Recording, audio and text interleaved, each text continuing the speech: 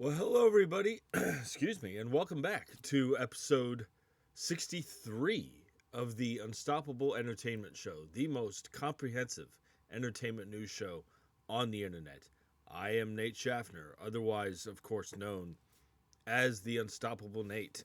And here we are. This is my second episode today. I hope you guys enjoy it. Got a lot of cool shit to talk about on this one.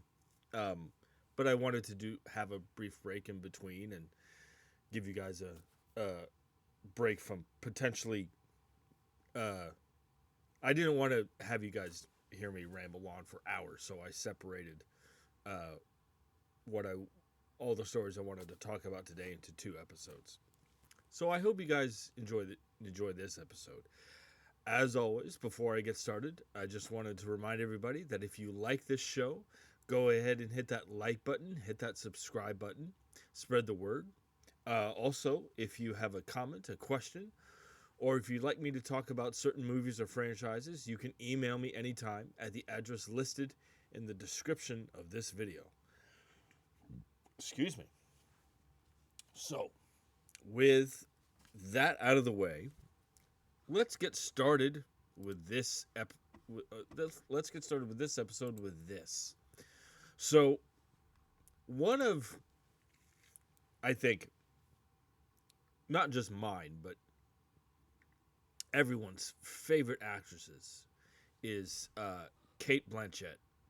Um, she has, uh, you know, just her filmography is sparkling. You know, everything from Elizabeth to Lord of the Rings. I mean, she's worked with Woody Allen. She, of course, won her Oscar for, she won for Blue Jasmine. And then prior to that, she won her Oscar for playing Katharine Hepburn in The Aviator, which she was phenomenal in that, as she always is. You know, and she's just she's a phenomenal actress. And she was in this spy thriller about a year ago um, that she was in this spy thriller about a year ago called Black Bag from director Steven Soderbergh. That is a great film that uh, didn't do very well financially in the theaters. But I went to go see it, and it's great. More people should have seen it. Now, she has been um,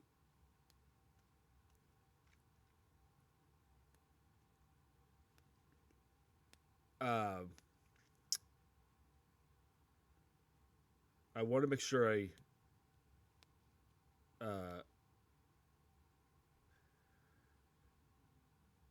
get my information correctly. She has been kind of floating around the idea of retiring, but it doesn't look like it's going to happen anytime soon. She's going to be in this new biopic, and this is interesting. This article is on Joe Blow, published by E.J. Tangonen.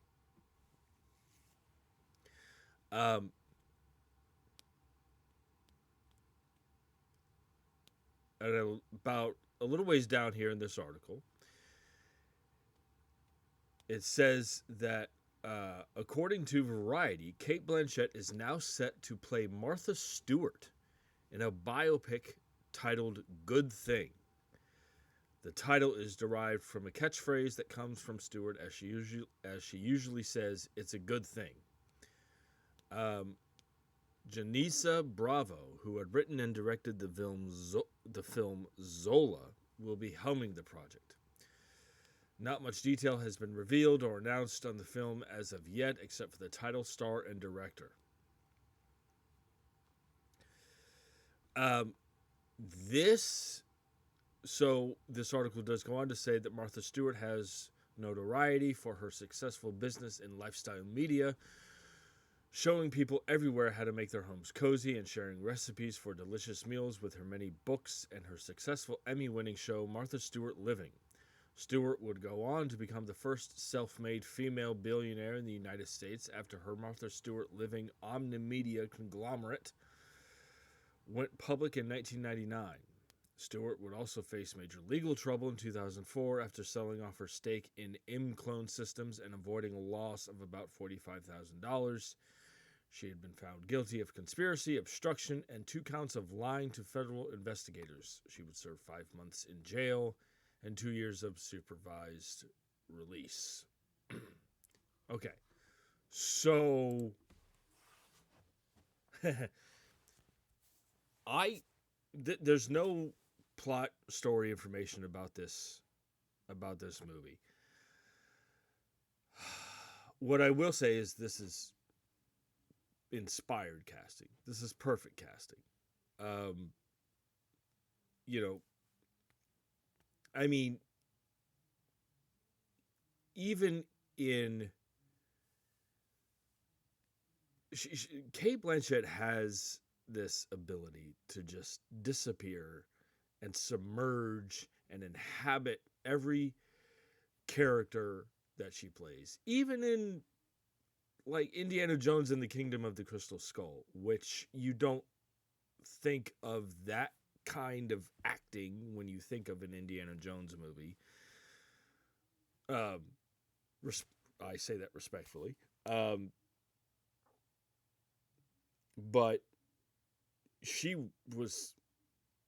I was like, wow, she's incredible. Even in a movie like that. She has that ability to do that in every role, every character she has played. And this I think this is going to, I think she's going to crush it.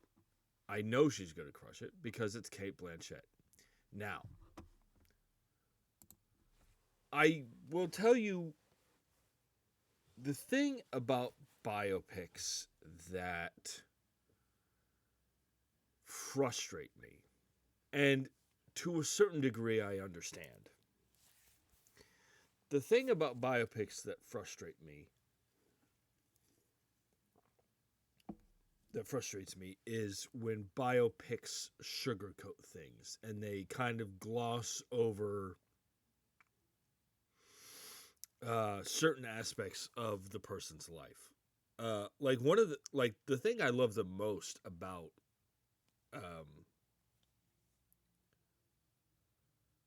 the Elton John biopic, Rocket Man, was that it didn't sugarcoat, it didn't gloss over the kind of life that Elton John lived, with all the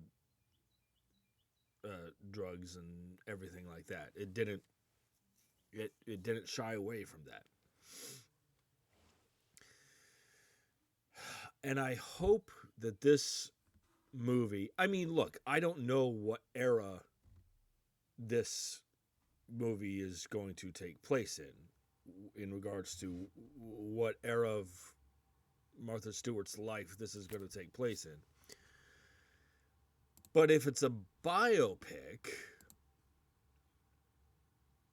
I don't know. All I can say is, depending on what time period this biopic takes place in,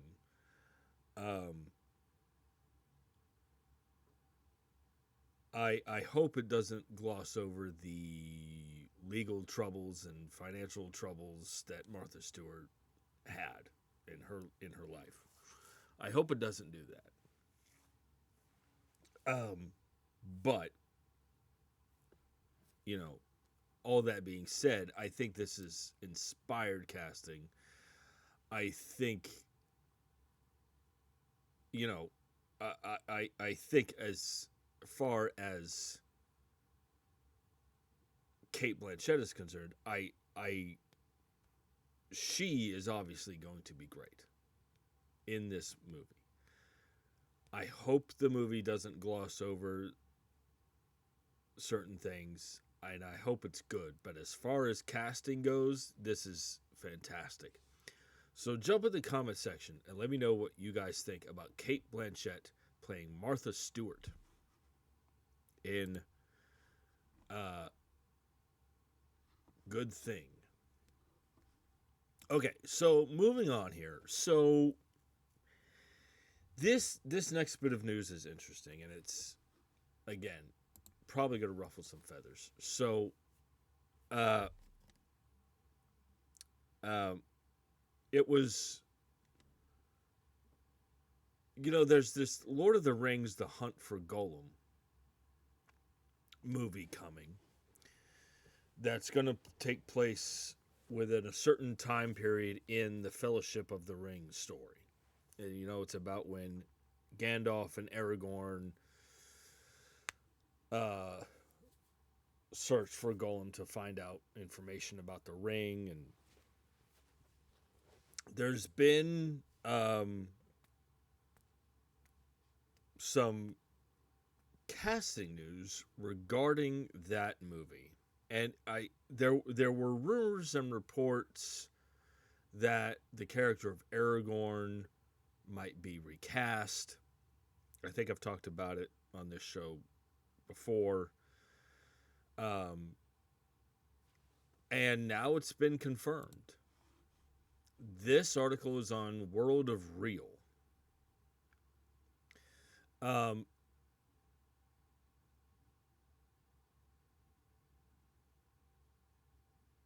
And this article says it's on World of Real, published by Jordan Rumi. And this article says that Jamie Dornan will replace Viggo Mortensen as Aragorn / Strider. Now, Jamie Dornan is mostly known for the 50 Shades of Grey films.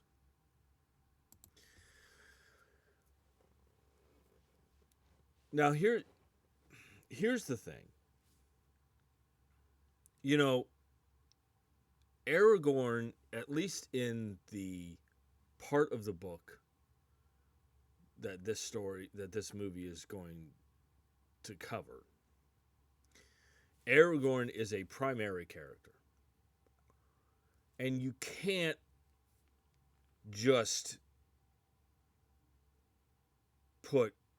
I mean, how old is Viggo Mortensen?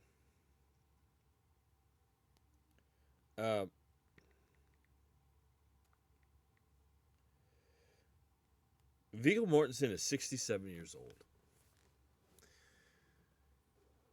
Aragorn is a central character in the story that this movie is going to tell. You can't just put makeup on a 67-year-old man and expect it to work. Expect it to look believable. I mean, plus, it would be incredibly expensive to use visual effects in every single scene that Aragorn is in. It would be incredibly expensive to use makeup and visual effects and de-aging technology on Viggo Mortensen. It would be incredibly expensive considering how central that character is. It'd be ridiculously expensive. And I've said from the beginning that I think it makes more sense. It makes logical sense to recast. And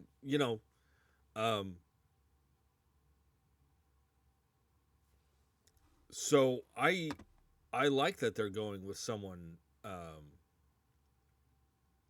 younger. And Jamie Dornan is not really an unknown, but he hasn't been in anything other than the 50 Shades of Grey movies. But what I'm saying is like, if the 50 Shades of Grey movies aren't your thing, you would have no idea who Jamie Dornan is. And I think that's a good thing. I think Jamie Dornan being kind of an unknown, but kind of not, is going to make audiences believe in the character. And look, Jamie Dornan has the look too. I mean, he can grow that hair out. It'll be fine, you know. I,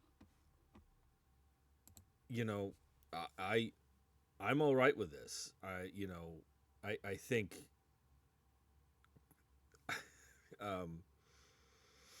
I think this is going to work. I mean, it doesn't make any sense from a financial standpoint, from a logistical standpoint. It doesn't make any sense for Viggo Mortensen to be in this movie. That's just the truth. I know people don't want to hear that, but it's the truth. And you know, I think it'll be good. I think he will be good, and we'll see. We'll see how it goes. But yeah, Jamie Dornan from the 50 Shades of Grey movies is going to play a young Aragorn in The Hunt for Golem. So jump in the comment section and let me know your thoughts about that. Okay. So this next bit of news is interesting. So for those who don't know, I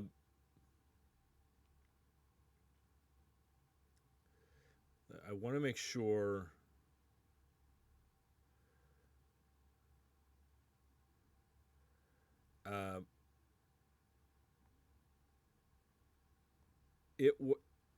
for those who don't know, there I don't know how long ago it was, but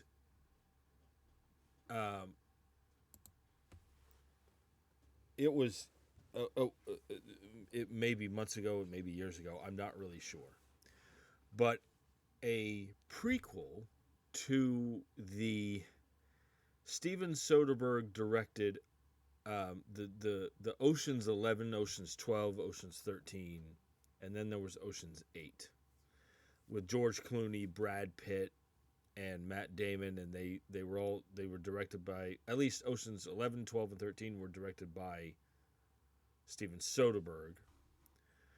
And then Ocean's 8 was directed by Gary Ross. And that had Sandra Bullock and Kate Blanchett and Anne Hathaway, and it was great. But a prequel, and again, I forget how long ago it was first announced, but a prequel has been long in development, and it was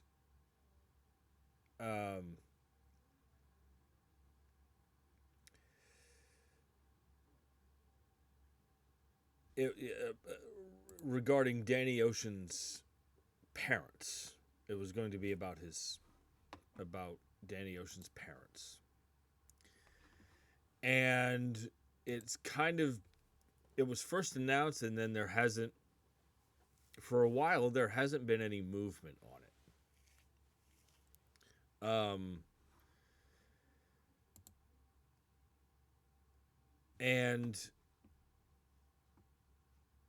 However, recently, and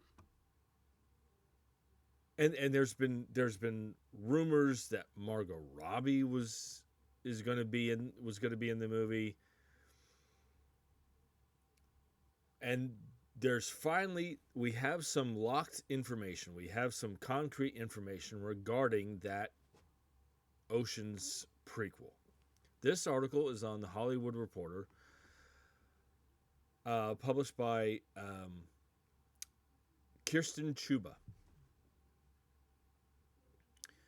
This article says, Bradley Cooper has officially lined up his next directing gig, taking the helm of the upcoming Ocean's prequel, which he will also star in alongside Margot Robbie. So it is confirmed Margot Robbie is going to be in the movie.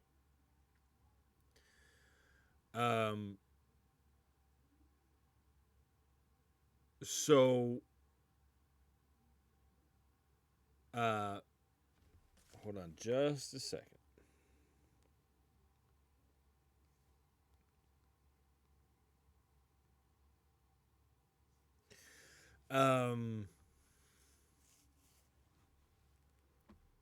Let me see here.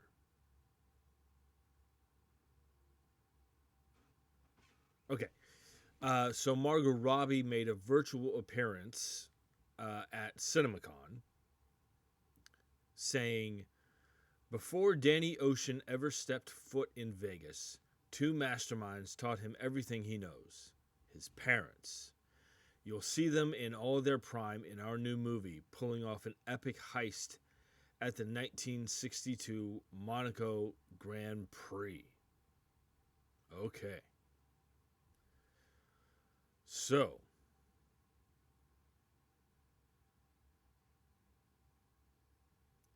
Bradley Cooper. Okay, here, Bradley Cooper is going to direct and star. Okay, so I have several thoughts on this. At first, I'm like, do we really need a prequel to these Oceans movies? I'm like, really? But then I thought about it for a second, and I'm like, okay, look. If you tell a prequel, like this article says,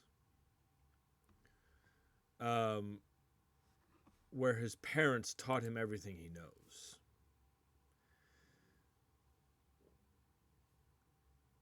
that is interesting. That kind of reminds me of Indiana Jones and the Last Crusade, where, you know, it's clear by watching that movie that Indy's dad taught him taught him everything that he knows. They just have different ways of going about it. And I'm like, okay, if it's going to be about Danny Ocean's, if it's going to be a prequel and it's going to be about Danny Ocean's parents and his parents teaching him everything he knows, that's interesting. That's interesting to me. Margot Robbie. I love Margot Robbie so much. She's one of my favorite actresses.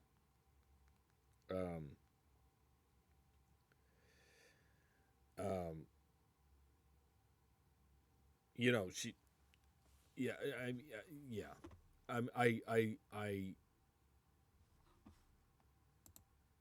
don't know. I have nothing negative to say about. Sorry, I'm struggling today. About Margot Robbie. I love her to death. She's beautiful and talented, and you know, I'll see anything that she's in. Now, Bradley Cooper directing this movie. Let me tell you something about Bradley Cooper. Okay, I used to watch this show called Inside the Actors Studio. And it was a show about professional actors coming on this show and talking about how they hone their craft and their filmography, and future film students would attend this seminar and learn from these actors. And at one point, on one episode, I think it was the episode with Robert De Niro. Robert De Niro came out on stage and talked about his life and his career and how he honed his craft. And Bradley Cooper was a student on that episode. So many years later, Bradley Cooper appeared on stage to talk about the next generation. And that was incredibly emotional to watch. Bradley Cooper has been nominated for 12 Oscars. 12. He is an incredible director. So, in addition to being, I like him as an actor.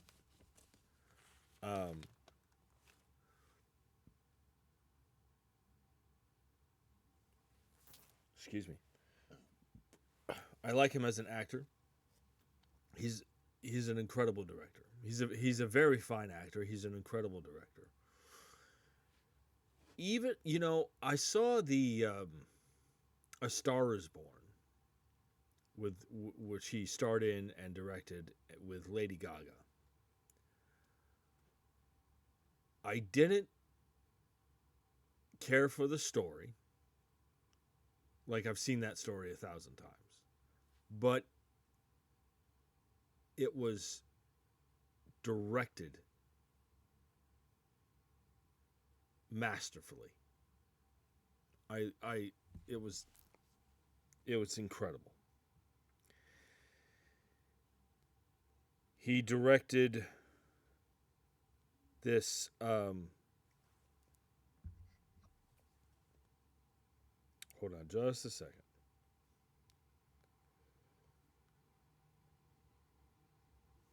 He directed this movie called Maestro for Netflix, where he played Leonard Bernstein, the conductor. And it's very, very good. It's very, very good.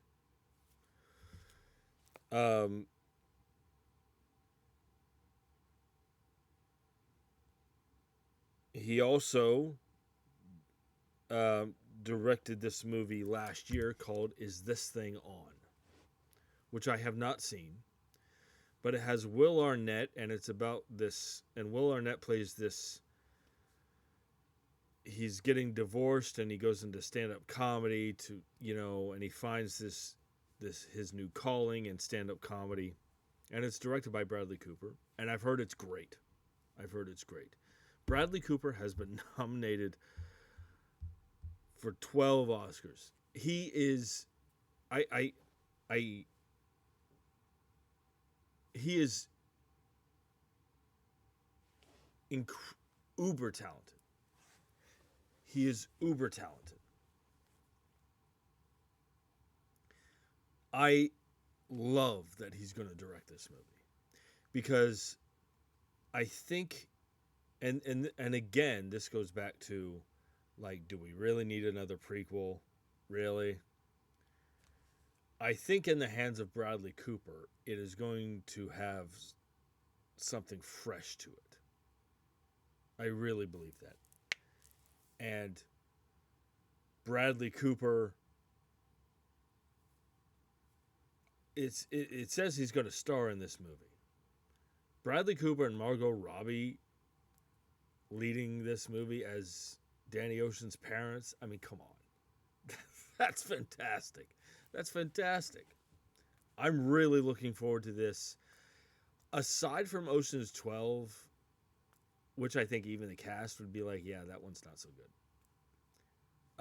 Aside from Ocean's 12, I really love these movies.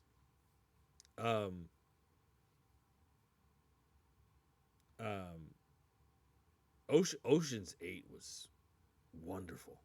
Wonderful.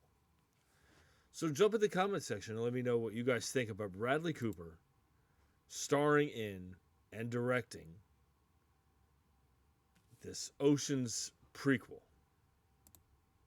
Okay. So this next bit of news, it's been a while, but I think I've talked about this before about there's this kind of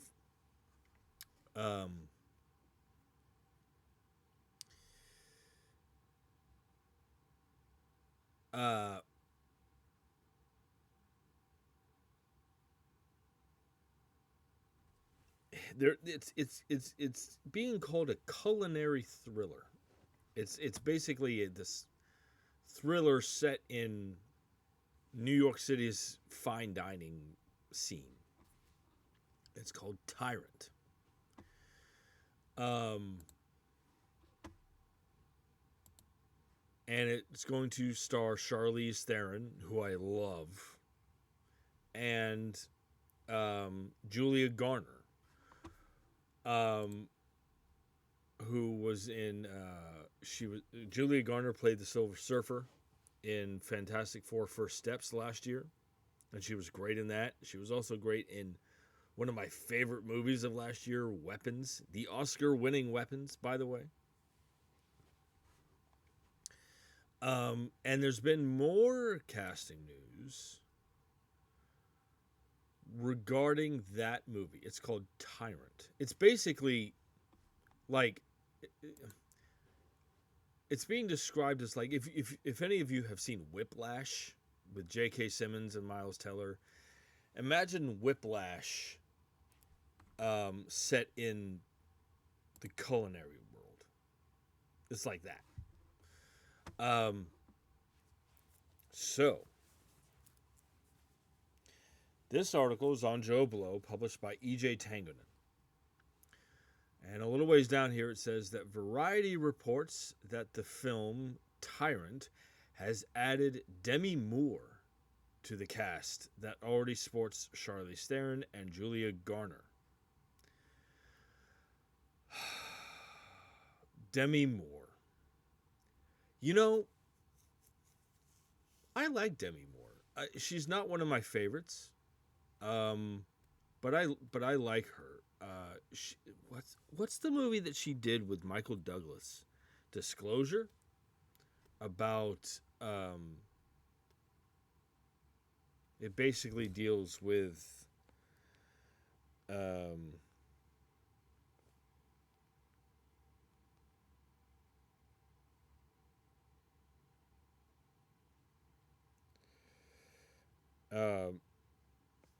it's a movie that talks about sexual harassment.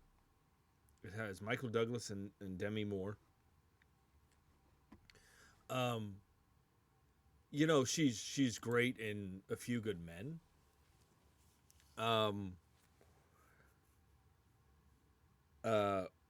I need to see. She got this Academy Award nomination.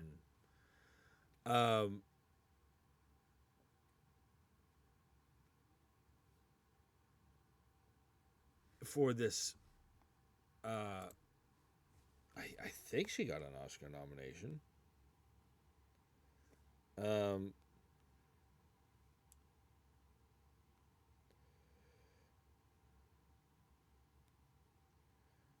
Let me just double check here. Yeah, she got the Oscar nomination for this body horror movie called Substance or The Substance.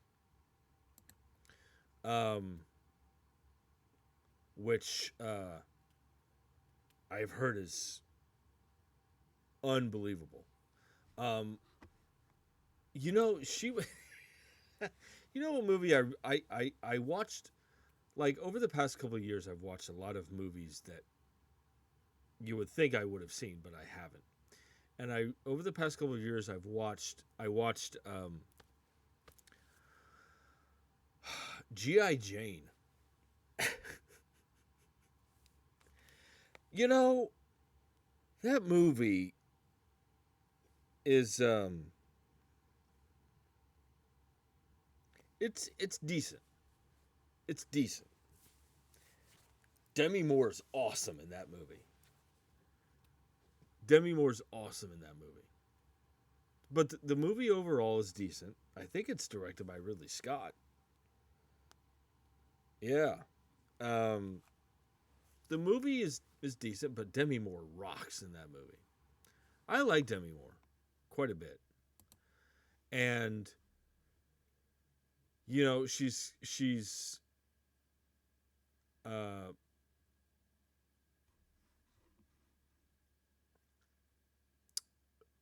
you know, coming off this arguably career high uh, off of the substance. I mean, Demi Moore and Charlize Theron and Julia Garner. This movie's going to be a trip. This movie's going to be a trip. I really like Demi Moore, um, and you know, I I'm really looking forward to this. Charlize Theron is a powerhouse. I've loved her ever since I saw she was in Monster where she won the Academy Award. And then the first couple movies I saw her in were Monster and then the remake of The Italian Job. This is I yeah. This sounds so good. So yeah, jump in the comment section and let me know what you guys think about Demi Moore joining Tyrant. So this next bit of news, I am ecstatic about. So I'm about to deliver what the kids refer to these days as a hot take. And this is leading into the story that I'm about to talk about. I think the original Top Gun is overrated. It's very entertaining. It's very entertaining. There's some plot issues I have with it.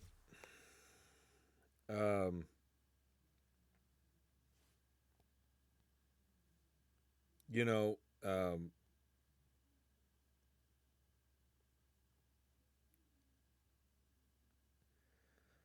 it's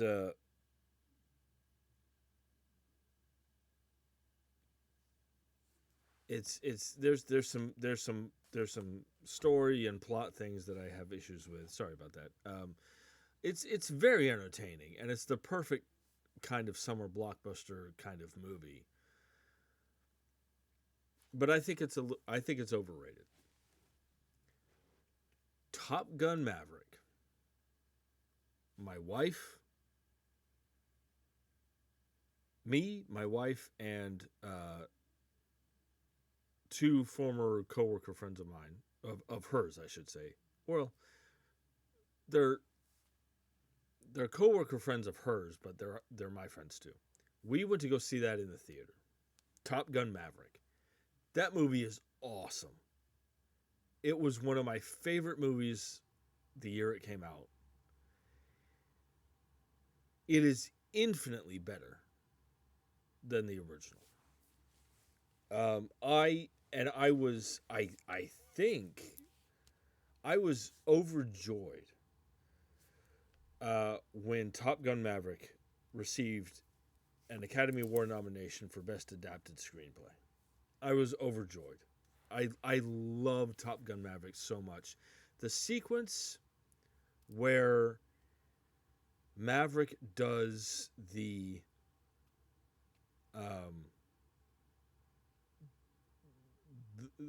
there's a sequence where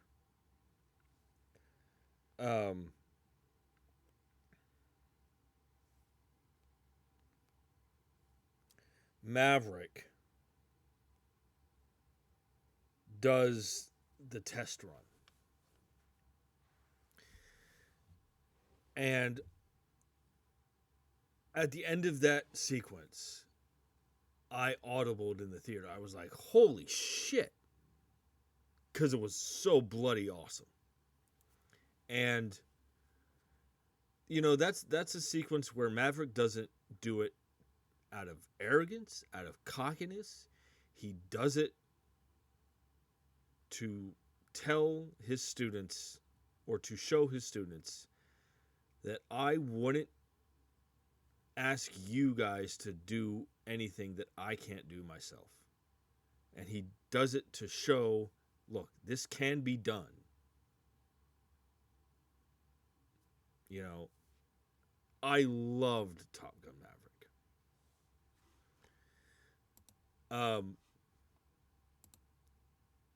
So,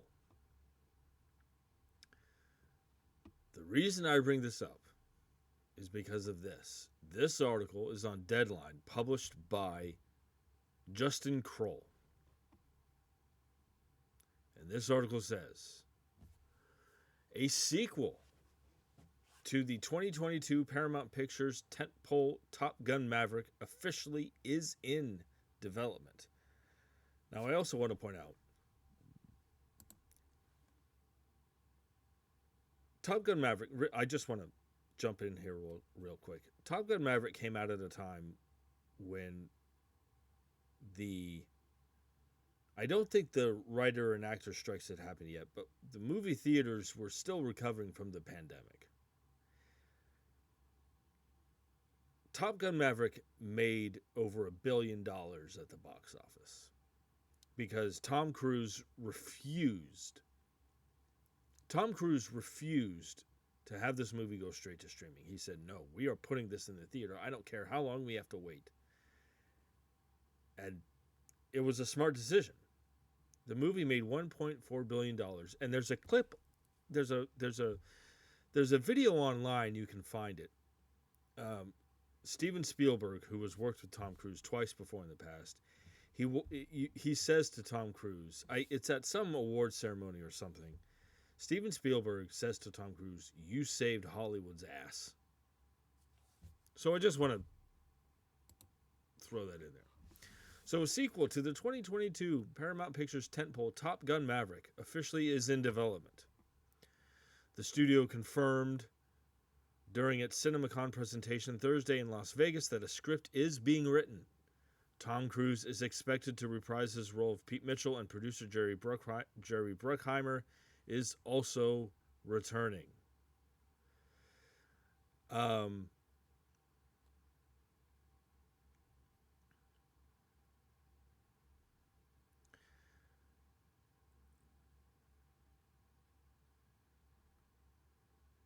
Deadline reported in 2024 that a third film in the franchise was in development, with Aaron Kruger returning to write the script. Yeah, get him back, because that script is incredible. Top Gun Maverick is the highest grossing this is interesting. Top Gun Maverick is the highest grossing movie of Cruise's career at $1.49 billion. Directed by Joseph Kosinski, it was nominated for 6 Academy Awards, including Best Picture, and 1 for Best Sound.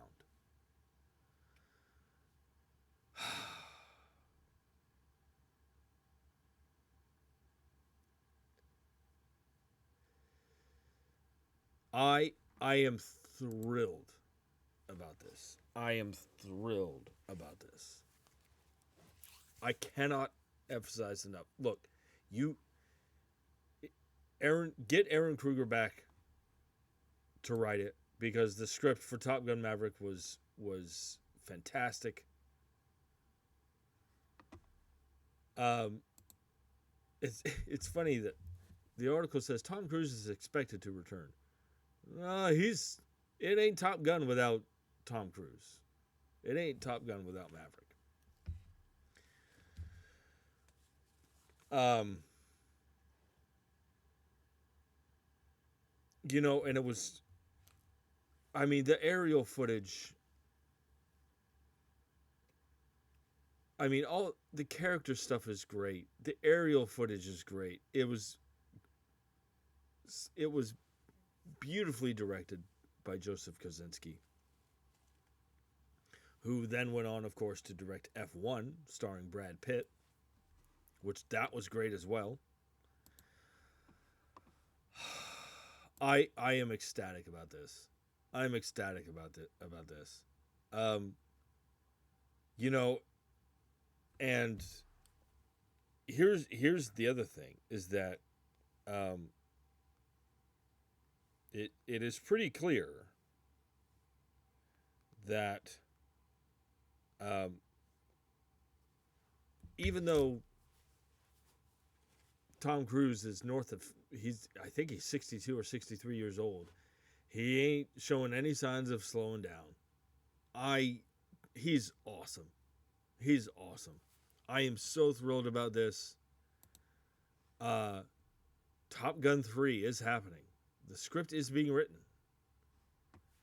Jump in the comment section and let me know what you guys think about Top Gun 3 officially in the works. Okay. So, moving on here.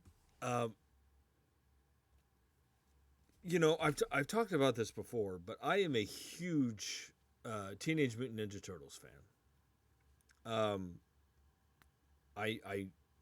related to. I have a cousin who is an even bigger Ninja Turtles fan than I am, but I love the Ninja Turtles. And I grew up watching the animated series. I've talked about this before, but I even loved the more recent movies because they harken back to the spirit of the comics. Now there was this one. But back in 2023, there was this animated Teenage Mutant Ninja Turtles movie called Mutant Mayhem. Teenage Mutant Ninja Turtles Mutant Mayhem. I've heard it's awesome. I unfortunately I haven't seen it. I need to see it because I've heard it's great. There is going to be a sequel. And there was the Ninja Turtles animated series that took place in between. I forget the name of it.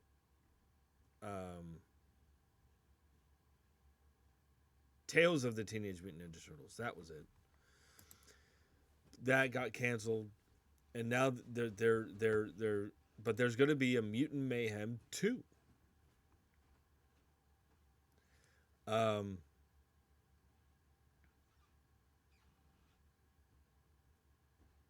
Let's see this, and here's some key details about Teenage Mutant Ninja Turtles Mutant Mayhem 2. This article is on CBR, published on April 16th.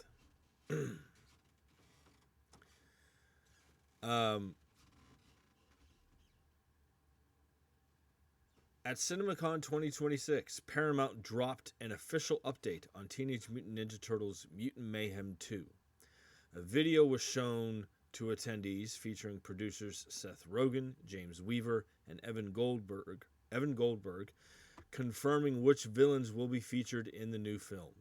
This includes Shredder, who's most often depicted as the arch nemesis of the Ninja Turtles across the franchise, as well as Krang, the talking brain, who's long been one of the brand's most iconic villains. Shredder and Krang will be in Mutant Mayhem 2.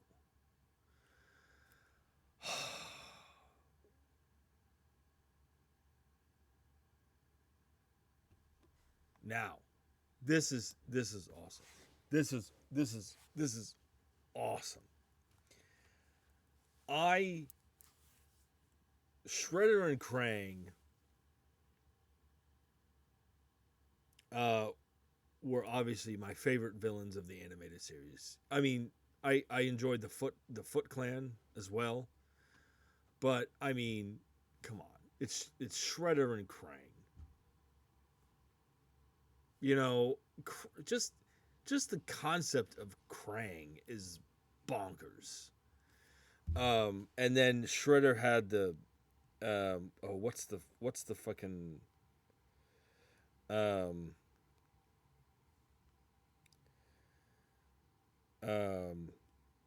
the Shredder's lair,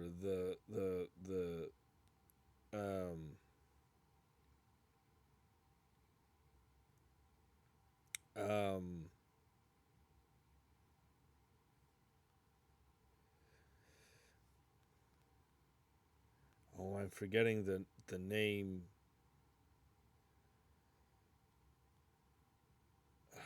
what's the oh,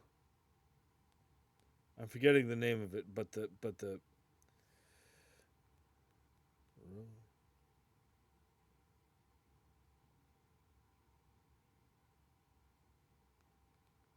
hold on.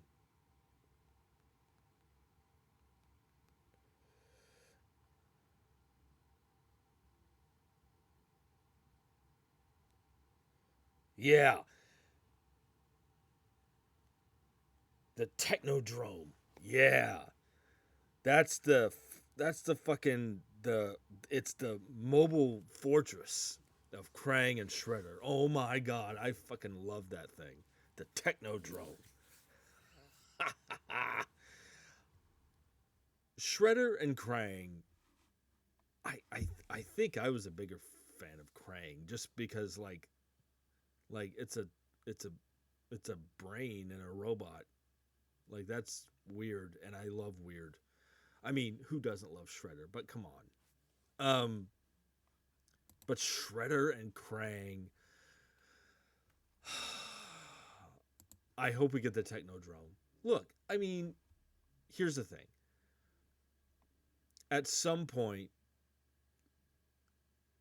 you they had to bring in classic Ninja Turtles villains, right?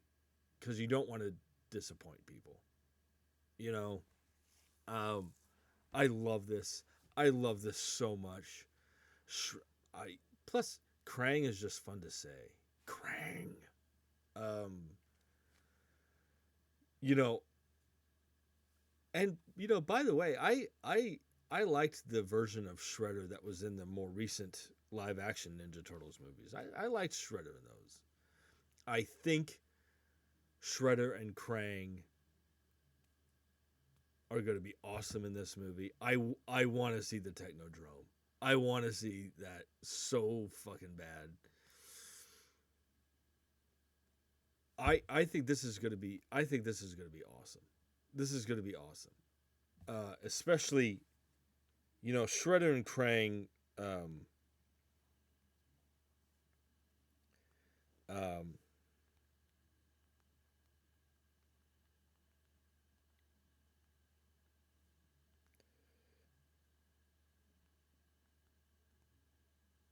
um Shredder and Krang working together that against the Ninja Turtles, that could be, and it will serve as good sequel villains too. I'm thrilled by this Shredder and Krang. Oh God, I need to see the first one. I need to see that. But anyway, jump in the comment section. Shredder and Krang were my favorite villains of the animated series when I was a kid. I love that they're bringing them back in this Mutant Mayhem 2. Jump in the comment section and let me know what you guys think about Shredder and Krang going to be in Mutant Mayhem 2. Ninja Turtles. Okay. So this okay, so I'm about to admit something that I may get a lot of heat for. In the pantheon of films, specifically zombie films that I have yet to see, I haven't seen, is World War Z.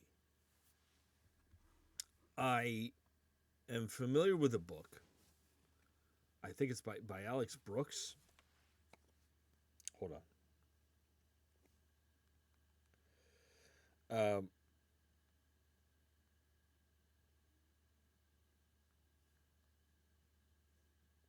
Hold on.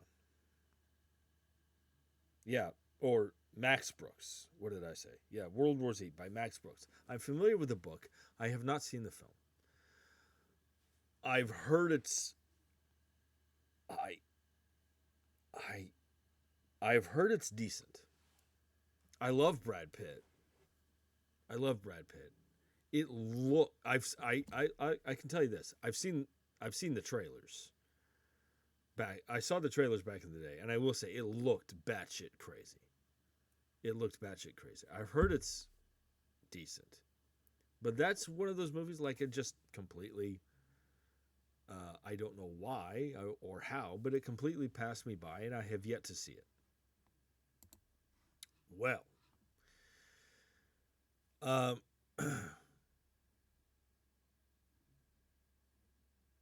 so um,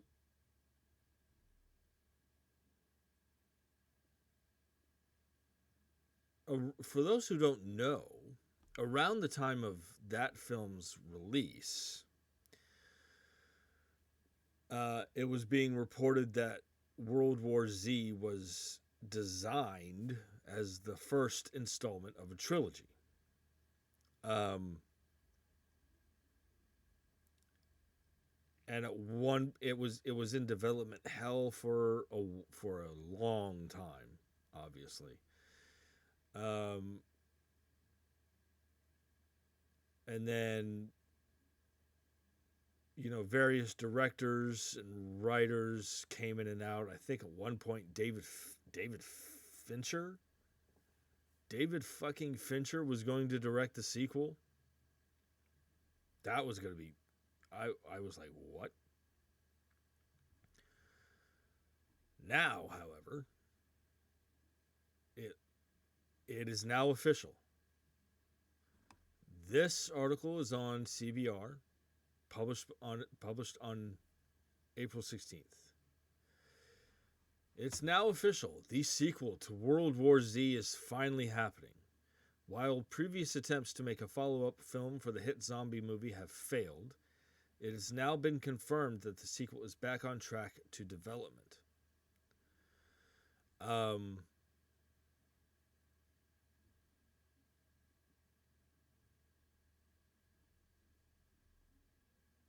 so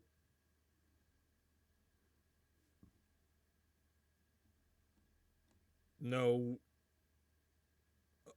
no other information. I guess there's this.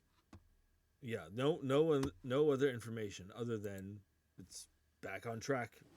Pulled out of development hell, and now it's back on track. And I think, for those who saw the first film, um, and for those who have been following the development or lack thereof uh, of a sequel, I think it's about time. I mean, shit, it's only been what, the first one came out in 2013. Good lord.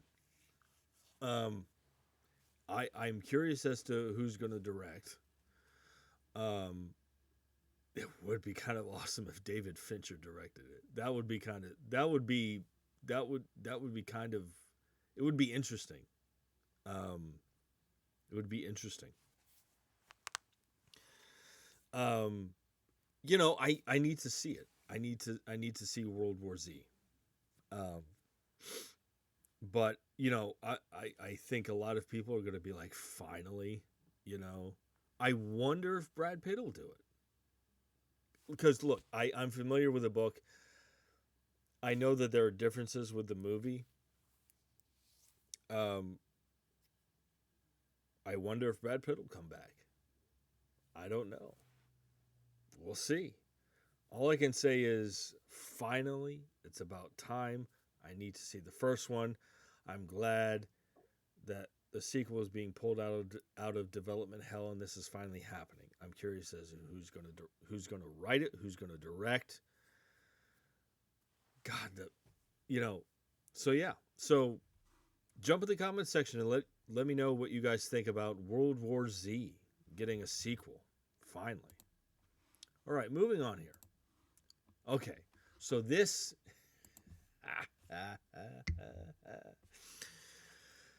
Okay, so I'm trying to think of how to. I I am a huge fan of um the Evil Dead franchise. Although I have to say, um,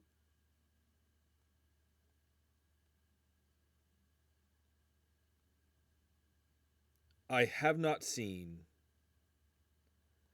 um, the Evil Dead 2013 movie. I need to see that. I fucking loved Evil Dead Rise. I love that. But I'm a huge fan of those movies. It was interesting, and I think I've talked about this before, but it's like the first one. I the first time I watched that whole trilogy, I thought they were all going to be uh, just straight up horror films, and they're not. I mean, the first one is a horror movie, and the second one are they lean more into they lean a little bit more into comedy, but they're kind of horror action and then kind of horror comedy, and it's they the first one is pure horror, and the other two they kind of mix several genres together. I loved Evil Dead Rise. I haven't seen the 2013 Evil Dead, and I need to. And they just released the trailer for the next one, Evil Dead Burn. It's the teaser trailer for Evil Dead Burn, and it looks horrifying, like in a good way. Like it looks awesome. If you guys haven't seen the teaser trailer for Evil Dead Burn, stop what you're doing. I don't care.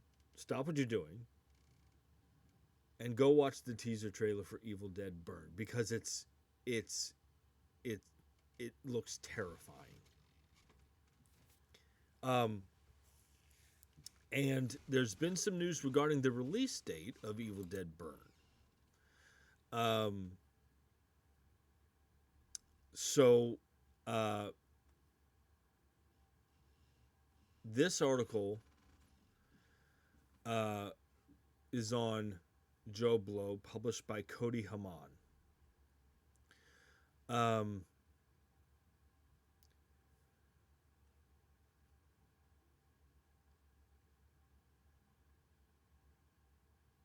Warner Brothers, a little ways down here, Warner Brothers Pictures, it says that Warner Brothers Pictures and New Line Cinema have been planning to give the film a theatrical release on July 24th.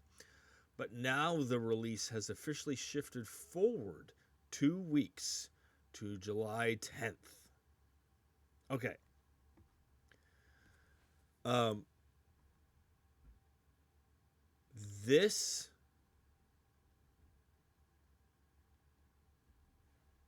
This says to me, and I'm sure there are going to be theories. This says to me, because let me check my calendar here.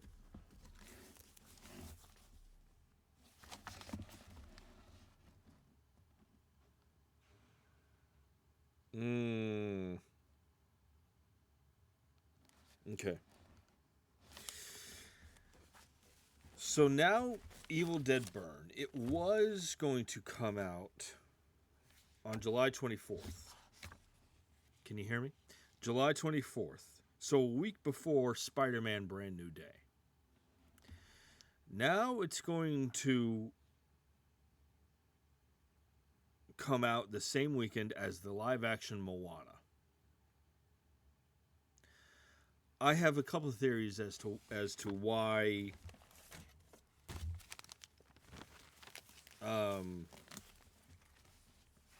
I have a couple of theories as to why the release date got shifted. I think that Spider-Man Brand New Day is going to be a smash hit. And people are going to want to save their money for that movie. And I think if it came out the weekend before Spider-Man Brand New Day, it wouldn't do very well because everyone would be saving their money for that movie.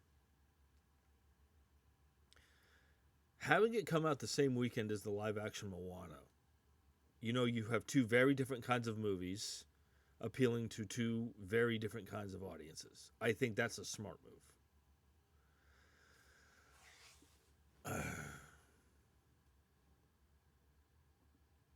Because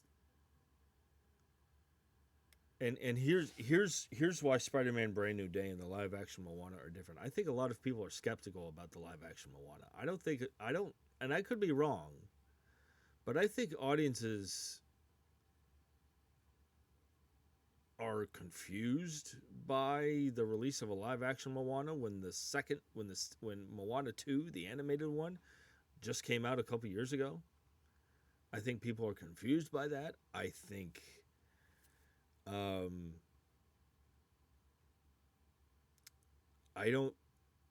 think audiences are worried about how that's going to do, because here's the thing.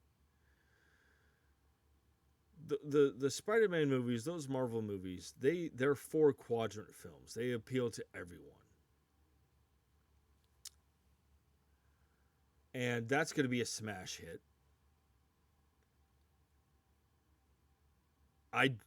While Moana, I think, appeals to everyone, I don't know that it's going to be a smash hit. I don't know. I think audiences, and I could be wrong, but I think audiences might be worried about about whether or not it's going to be good. So you have two very different kinds of movies appealing to two very different kinds of audiences opening the same weekend. I think that's the smart move. I think it also speaks to the quality of the film. Evil Dead Burn, I mean.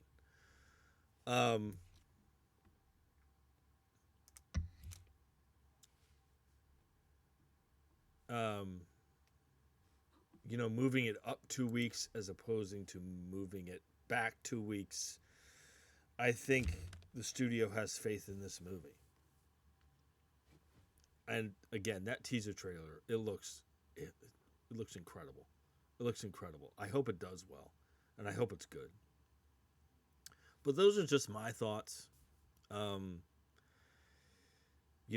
just glad that we're July 10th, and on a personal note, that's 5 days before my birthday. So happy birthday to me. Yay. So yeah. So those are my thoughts. I don't know if I'm off base. I don't know if I'm making any sense. I could be completely off. But jump in the comment section and let me know what you guys think about Evil Dead Burn moving up 2 weeks. Okay.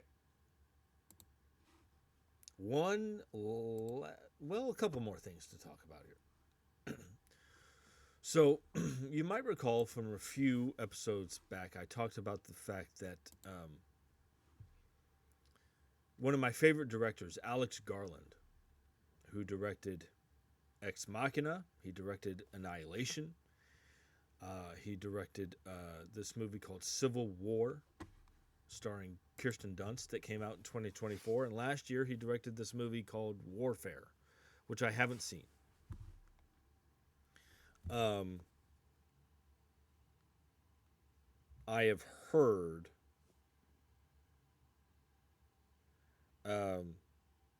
it's fantastic. Alex Garland is adapting the video game Elden Ring for a film. It's going to be filmed for IMAX. And the cast has been announced. This article is on Joe Blow, published by E.J. Tangerman.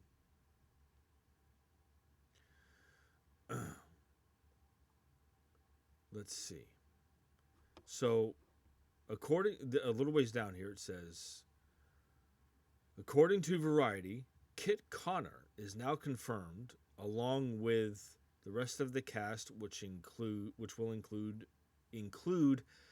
Ben Whishaw, Kaylee Spaney, Tom Burke, Havana Rose Liu, Sonoya Mizuno, Jonathan Pryce, Ruby Cruz, Nick Offerman, John Hodgkinson, Jefferson Hall, Emma Laird, and Peter Serafinowicz. Okay. So, let me just talk about this cast for a minute, or a few members of this cast for a minute, because some of them I'm familiar with, a few of them I'm not.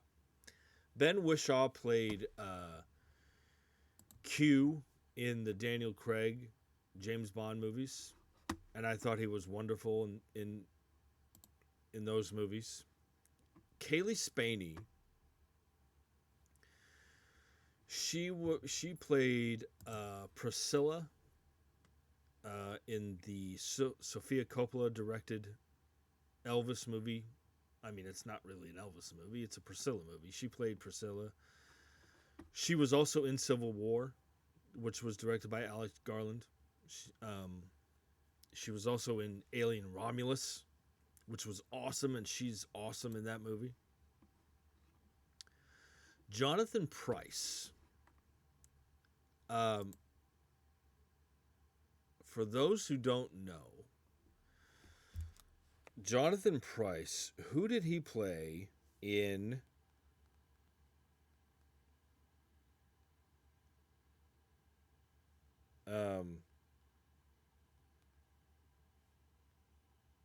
he played Governor Swan in the Pirates of the Caribbean movie, at least the first three. And he was so good in that role. Jonathan Pryce also, he played Elliot Carver in the James Bond movie, in the Pierce Brosnan James Bond movie Tomorrow Never Dies. He played the villain Elliot Carver, and he was so just over the top, and as the villains, as he says in that movie, he's delicious. He's you can tell that he's having such a great time being in that movie. Jonathan Pryce is so in that movie. He's fantastic. He's fantastic. One of the better Bond villains, I think. But he played Elliot Carver in Tomorrow Never Dies. Nick Offerman was in Civil War, and he was very good in that. Again, directed by Alex Garland. Peter Serafinowicz. Okay, for those who don't know,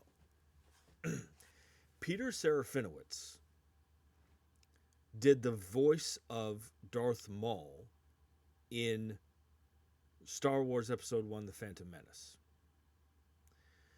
He also was in, I guess the proper term would be, Armorer. He played the Armorer in John Wick Chapter 2. I think that was the one.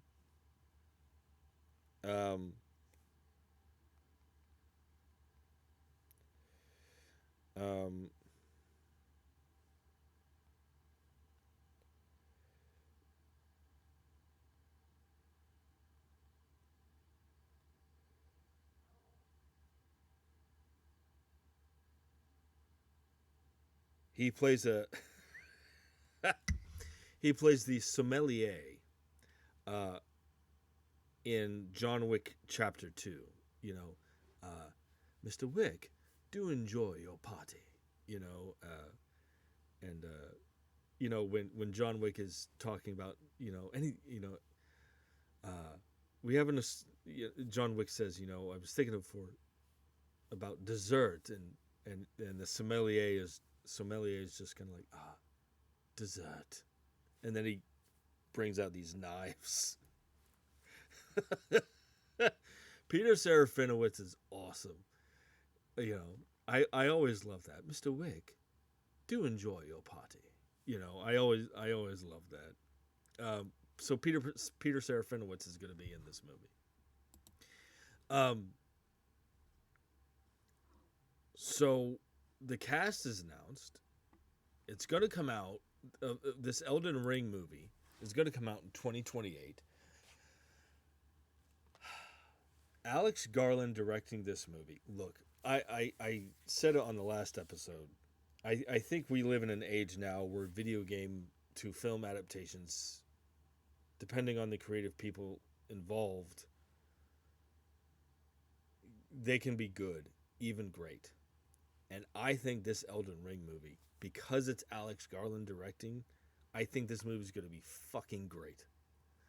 I think this movie is going to be insane. There's a few cast members that I'm not familiar with.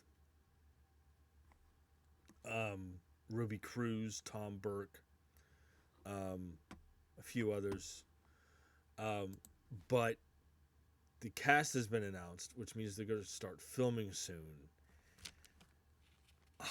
I wish I could be on this set. I really this is going to be I have no doubt this is going to be great. This is going to be great. So jump in the comment section and let me know what you guys think about the cast of this Elden Ring movie and Alex Garland directing. Okay, one final bit of news here. I don't have any left. Okay, so I've talked about in previous episodes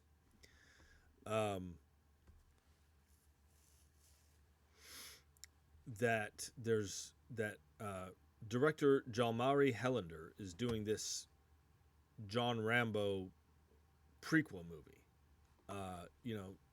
The character of John Rambo, famously played by Sylvester Stallone, and is anybody going to be interested in a Rambo movie without Sylvester Stallone? But they have the director of Sisu and Sisu Road to Revenge, Jalmari Helander, directing this movie. So that's a great choice. And you have Noah Centineo playing Rambo. Now, there's been more casting news.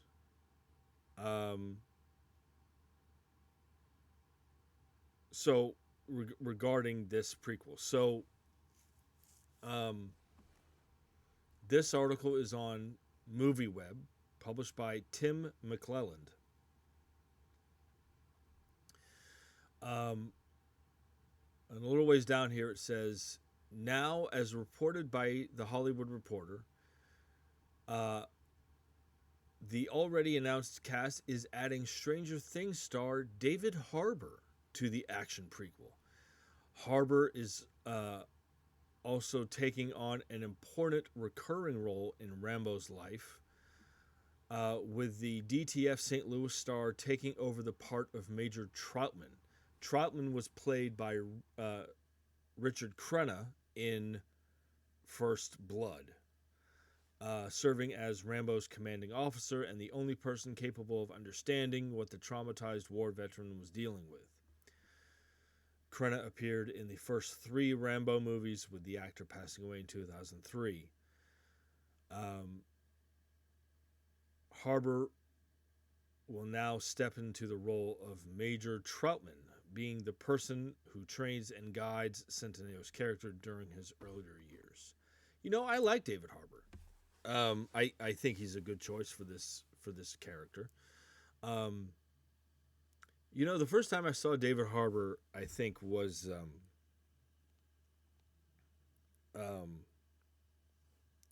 what was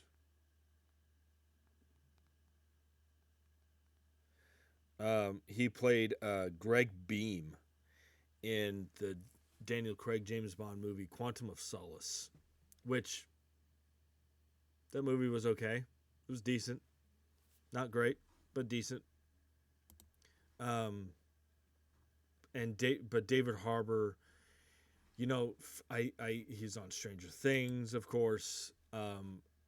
He plays the Red Guardian in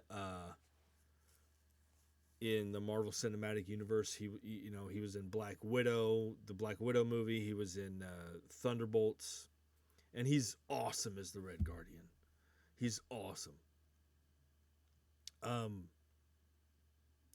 What else was he in that I was gonna say?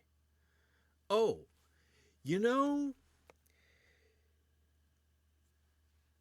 he played Hellboy in there was this 2019 reinvention of Hellboy. The movie as a whole is not anything to write home about. But I liked David Harbour's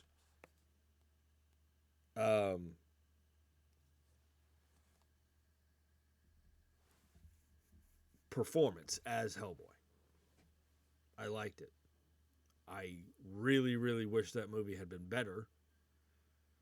But David Harbour as Hellboy was really good. I like David Harbour. I think this is a great choice. I think,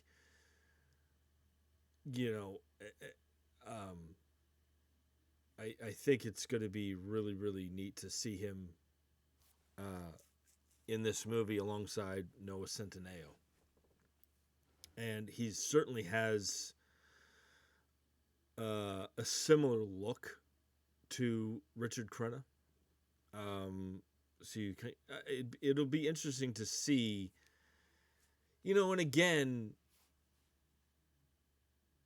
a prequel, but you get to see who the character of Rambo became, and who, like him, it was talked about in First Blood, that Trautman trained and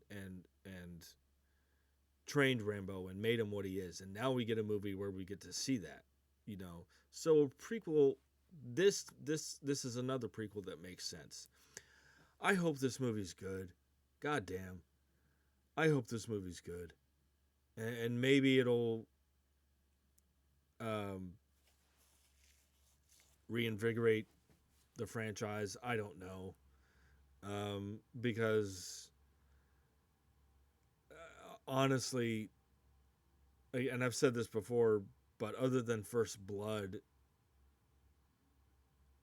the Rambo films kind of became just pure action movies, which is fine, but that's not. It was quite a departure from the first movie, and even the last couple of Rambo movies haven't even, it's not just about, like, they're just not good movies, but hopefully it's good.